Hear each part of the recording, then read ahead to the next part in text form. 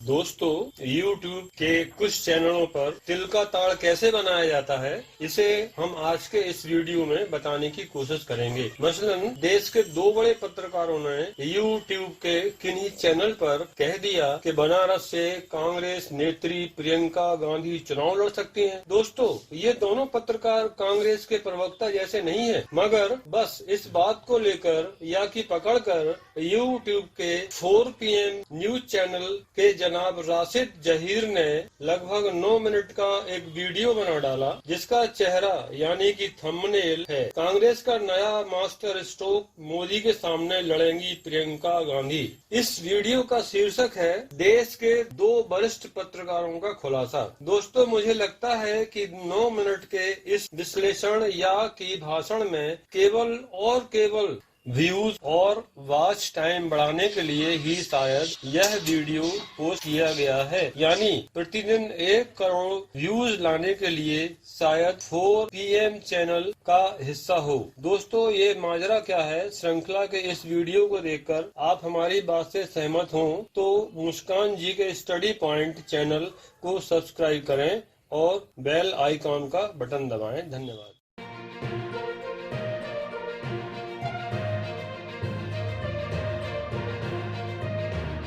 दोस्तों, मुस्कान जी के study point की श्रृंखला ये माजरा क्या है के पिछले एपिसोड में आपको बताया था कि YouTube पर प्रतिदिन 1 करोड़ व्यूज आने का दावा करने वाले 4 PM न्यूज चैनल ने 5 मई 2024 को अपने वीडियो के थंबनेल में लिखा कि गजब भविष्यवाणी कर दी इस ज्योतिषी ने, स्मृति का हारना तय, जेल जाएंगे मोदी के मंत्री। ज्योतिषी की एक बात सच, बड़ा धमाका। दोस्तों, 48 मिनट से अधिक के इस वीडियो में शुरू के 30 मिनट तक स्मृति ईरानी का नाम ही नहीं आया, जिस पर वीडियो का थंबनेल बनाया गया। दोस्तों, YouTube के 4 PM चैनल का दूसरा मामला हमारे आज के इस वीडियो में प्रस्तुत है।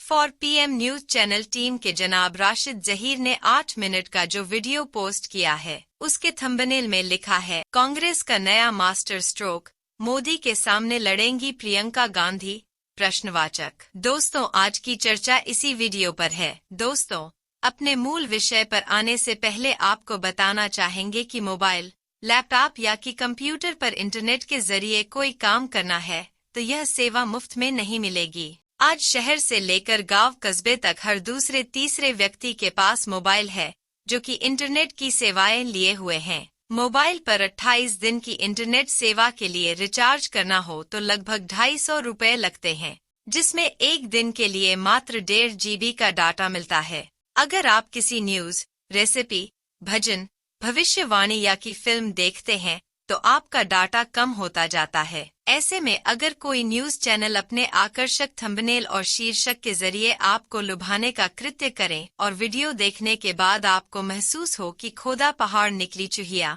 तो यह आपके साथ अन्याय है, सरासर बदमाशी है और शायद चालबाजी भी। जी हाँ, इसी तरह के कृत्य हमें जो महसूस हो रहे हैं उनको लेकर आपको जागरूक करने के लिए यह श्रृंखला शुरू की है।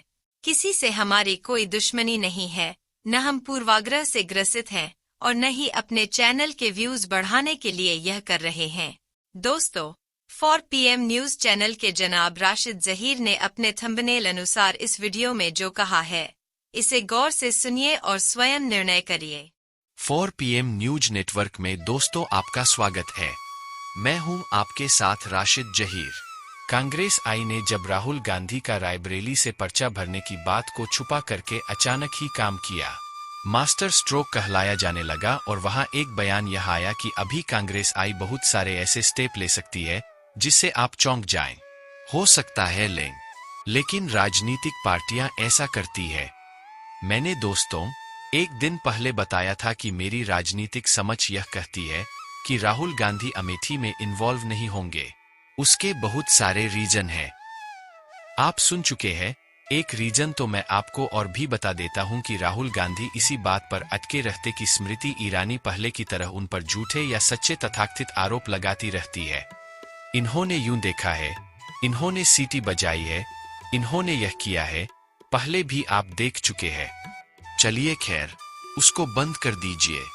देश के 2 बड़े पत्रकारों की बात बताने जा रहा हूं। परसों जब मेरे कानों में यह बात पड़ी तो मुझे लगा यह खबर ऐसी ही होगी, लेकिन जब देश के दूसरे बड़े पत्रकार ने उस बात का समर्थन करते हुए बताया कि बनारस से प्रियंका गांधी चुनाव लड़ सकती है, मैंने इस बात पर गौर किया कि देश के दो बड़े पत्रकार अगर इस बात को कह रहे हैं और कांग्रेस आई का वो बयान कि अभी हम और भी ज्यादा चौंकाने वाले फैसले आपको देने जा रहे हैं, इन दोनों को जब रखा तो लगा कि हाँ, कुछ जान हो सकती है। लेकिन बनारस की धरती पर क्या होगा? प्रियंका गांधी अगर आ जाती है तो यह इलेक्शन किधर चला जाएगा? क्या प्रधानमंत्री जी मुसीबत में पड़ जाएंगे? चुनाव के मद्देनजर इन तमाम बातों पर गौर किया। कुछ चीजें निकल करके आई है, एविडेंस के साथ, एज्यूमिंगा के साथ, वो आपके सामने रखने जा रहा हूं। पहली बात तो दोस्तों यह है कि कांग्रेस आई को मालूम है कि उत्तर प्रदेश के अंदर अखिलेश यादव से जब इनका समझौता होने के कगार पर था तो बाकायदा मुस्लिम जमात के लोगों ने अखिलेश यादव से मिलकर कहा कि आपको कांग्रेस के साथ मिलकर लड़ना ही होगा, वरना आपको मालूम है उधर केजरीवाल है, उधर ममता बनर्जी है, उधर फारूक अब्दुल्ला है, सब लोग गठबंधन के बारे में उहापोह करने लगे थे। लेकिन सबको मालूम पड़ा कि कांग्रेस की जरूरत हम सबको है, कांग्रेस की हमें जरूरत नहीं है। यकीन जानिए उत्तर प्रदेश में अखिलेश यादव के साथ अगर कांग्रेस ना भी होती तो सिनेरियो इससे ज्यादा अच्छा होता। वजह उसकी यह है कि जिस तरह से दो चरण हुए उससे पता यह चल गया कि अपर समाज का और भारतीय जनता पार्टी को देने वाला वोट भी नीरस है। वह कांग्रेस की तरफ बड़ी हसरत की निगाहों से देख रहा है। इन दो चरणों में यह महसूस हुआ और इसका फायदा अखिलेश यादव को, तेजस्वी यादव को भी मिल रहा है। खैर, उस बात को हटा दीजिए। कांग्रेस ने जो धीमी शुरुआत की और गठबंधन के लोगों को अपने साथ रख करके उन्हें अगले कदम पर रखा, जहां जहां वह मजबूत नहीं है वहां उनको ड्राइविंग सीट पर आने दिया। इसी तरीके से कांग्रेस आई का एक पूरा रोल निखर कर आया।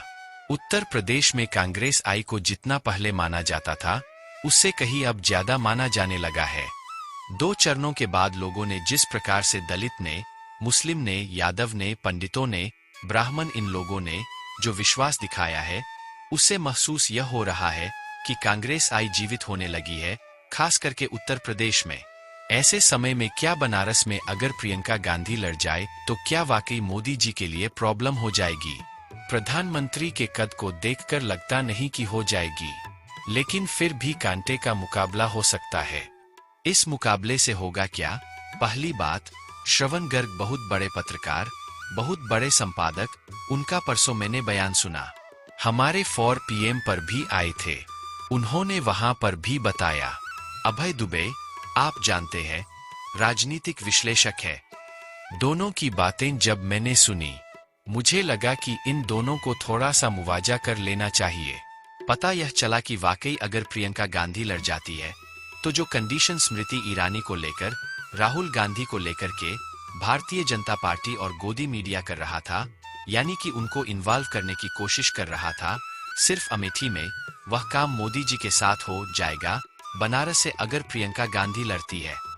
सबसे पहले आप बनारस का थोड़ा सा वोटों का समीकरण समझिए। 3 लाख के करीब ब्राह्मण है और 3 लाख ही मुस्लिम है। एक अनुसार कभी कोई 2.5 लाख बताता, कभी 2, लेकिन 3 लाख के करीब मुस्लिम है और 3 लाख ब्राह्मण है। 1 लाख के करीब वहां यादव भी है। इन वोटों के एतबार से जातीय समीकरण सेट बैठ जाता है। लेकिन फिर भी मोदी जी जो 2014 में 32% जीत लेकर के जीते थे, दोबारा 2019 में जो लहर हुई थी पुलवामा की और मोदी लहर, ये वो सब चीजें, तब 62% के करीब वोट लेकर आए थे। लेकिन आप यकीन जानिए, जब अरविंद केजरीवाल वहां 2014 में गए तो वहां सबसे ज्यादा वोट 2,09,000 के करीब केजरीवाल को मिला, जबकि वो न्यू कमर थे। ऐसे समय में प्रियंका गांधी न्यू कमर नहीं है। इन वोटों के बिहाफ पर और मोदी जी के 10 साल की लफ्फाजी, जैसा कि आरोप उन पर लगता है, 10 साल की लफ्फाजी के आरोपों के सामने प्रियंका गांधी साफ सुथरी छवि, महिला और यह 3-4 वोट जो मैंने आपको बताया, अगर प्रियंका गांधी घसीट लेती है, खींच लेती है, तो प्रधानमंत्री जी लगभग हार भी सकते हैं और परेशानी में तो आ ही जाएंगे। परेशानी इन द सेंस कि वो बनारस छोड़कर जाएंगे नहीं। वो पहले भी 2022 में बनारस छोड़कर नहीं जा रहे थे, क्योंकि वहां की आसपास की सीटें उनको जितानी थी। जितनी ज्यादा तन्मयता से मोदी जी काम करते हैं चुनाव को लेकर, वाकई देश की अर्थव्यवस्था को लेकर अगर कोई काम करने लगे तो हमारे देश के हालात यह नहीं होंगे जो अब है। चंद पूंजीपतियों के हाथ में तमाम संपत्ति नहीं होती, आम आदमियों में बिखरा हुआ धन होता और मौके भी ज्यादा होते। खैर, बनारस में यह हालात है। थोड़ी सी चीजें मैं आपको दिखाना चाहता हूँ। मैंने बनारस का समीकरण निकाला और निकालने के बाद मैंने देखा कि कौन वोट किधर आ सकता है, क्योंकि जब तक यह वोट आपको नहीं पता चलेगा आप नहीं पता कर सकते। आप देखेंगे दोस्तों, एक जातिगत समीकरण है। इसमें लिखा है वाराणसी सीट पर ब्राह्मण, भूमिहार, वैश्य, कुर्मी वोटर्स काफी संख्या में है। मुस्लिम मतदाताओं की संख्या काफी अहम है। एक अनुमान के मुताबिक वाराणसी में 3 लाख ब्राह्मण और 3 लाख मुस्लिम वोटर्स है। इसके अलावा 3 लाख गैर यादव है। यह आप भारतीय जनता पार्टी के नहीं मानेंगे, ओबीसी वोटर है, जबकि 2 लाख से ज्यादा कुर्मी मतदाता है। अब चूंकि अनुप्रिया पटेल की पार्टी उनको साथ दे रही है तो कुर्मी शायद वहां चला जाए, लेकिन प्रियंका गांधी के नाम पर महिलाएं आ सकती है। इस सीट पर 2 लाख वैश्य, इनको आप भारतीय जनता पार्टी का वोटर मान सकते हैं। अलावा 1.5 लाख भूमिहार वोट है। इस पर अजय राय वगैरह और तमाम जो लोग हैं, कुर्मी और दूसरे जो लोग हैं, इन लोगों को लगा दिया जाए तो इन वोटों में से कुछ वोट ली जा सकती है। इस सीट पर 1 लाख यादव और 1 लाख अनुसूचित जातियों के वोटर्स हैं। 1 लाख यादव, 3 लाख ब्राह्मण और 3 लाख ही मुस्लिम, 7 लाख वोट ये हो जाते हैं। अनुसूचित जातियों के वोटर्स वाल्मीकि वगैरह भी कांग्रेस का पुराना वोट रहा है, अब तो नहीं है। ऐसे समय में मैं समझता हूं यह मुकाबला कड़ा बन सकता है। तो दोस्तों, बात यह है कि वाकई प्रियंका गांधी को कांग्रेस अगर ले आई तो जो काम राहुल गांधी के साथ करना चाह रहे थे अमेठी में, वह मोदी जी के साथ हो जाएगा।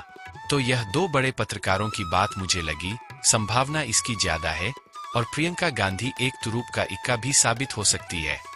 बहुत अच्छे हमले कर रही है, बहुत शानदार बात कर रही है, कन्वेंसिंग जबरदस्त है और समय भी है। राहुल गांधी भी तब तक फारिग हो जाएंगे और बनारस में डेरा डाल सकते हैं। हालांकि राहुल गांधी अगर यह वाला इनिशिएटिव लेते तो ज्यादा बेहतर था, क्योंकि यह कोई दिक्कत की बात नहीं है। आप प्रधानमंत्री के सामने ही लेवल के उम्मीदवार है और प्रधानमंत्री आपके लेवल के उम्मीदवार है। यह मानकर चलिए, आपको जो स्मृति के सामने रखा जा रहा था, वो तो वाकई आपको ट्रैप करने की कोशिश थी। मैंने पहले भी कहा था, लेकिन बनारस में अगर प्रियंका गांधी भी लड़ जाती तो कड़ा मुकाबला होने के पूरे चांसेस है और देश की और दुनिया की मीडिया देखी जाएगी। और एक बात मैं आपको और बता दूं, शीला दीक्षित को ऐसे ही बहुत सारा काम करने के बाद भी केजरीवाल ने लोगों के जरिए हरा इसलिए दिया था क्योंकि नए लोग जब आते हैं ना, सच्चाई के साथ अगर आते हैं तो उनकी बातों में वजन होता है। 10 साल से लोगों ने देखा वहां हालात क्या है। अच्छे हालात होंगे, गंगा सफाई हुई नहीं हुई वह बात अलग है, घाटों को तोड़ा गया या मरोड़ा गया, जो भी बहरहाल काम है। लेकिन बहरहाल प्रियंका गांधी या राहुल गांधी नाम के व्यक्ति या गांधी परिवार की कोई सदस्य यहाँ पर आकर चुनाव लड़ती है, जैसा कि देश के 2 बड़े पत्रकार कह रहे हैं, तो रोचक नहीं, यह भारत की राजनीति को बदलने वाला भी चुनाव हो सकता है। क्योंकि अगर मोदी जी खतरे में पड़ जाते हैं तो सबसे बड़ा स्तंभ ही चला जाता है भारतीय जनता पार्टी का। भाइयों और बहनों, अगर आप सामान्य ज्ञान स्टडी पॉइंट के इस चैनल पर नए हैं तो इस चैनल को सब्सक्राइब कर लें और बेल आइकन को दबा दें ताकि ज्ञानवर्धक और रुचिकर वीडियो आप तक पहुंच सके। धन्यवाद।